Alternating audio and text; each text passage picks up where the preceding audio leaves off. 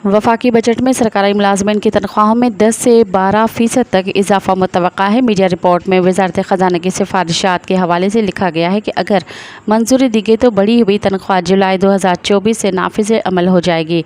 ताहम हतमी फैसले का ऐलान हुकूमत करेगी। याद रहे कि 1 मई को लाहौर में अपनी रिहाइश गाह पर मजदूरों के एजाज़ में ज़ोहराना से खिताब में वज़ीर आज़म शहबाज शरीफ ने कहा था कि वज़ीर आज़म शहबाज शरीफ का कहना है कि फ़जूल खर्चियों में बेपनाह कमी लेकर आएंगे।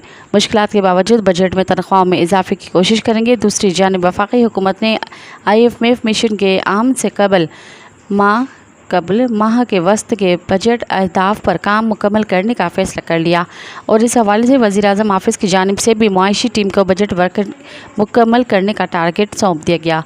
ज़रा के मुताबिक बजट बनाने की हिकमत अमली पर काम शुरू कर दिया गया है और 6 बड़े अहदाफ का हसूल मरकज़ी नुक्ता है। ज़रा का ये भी कहना है कि अहदाफ के हसूल के लिए IMF हुक्काम के साथ तरीक़ेकार तय पा गया है। मज़ीद ख़बरन ऐं तफ़सीलात लाइ विज़िट कयो असांजी वेबसाइट www.awamiNewsHD.com ऐं ॾिसंदा रहो अवामी न्यूज़ HD।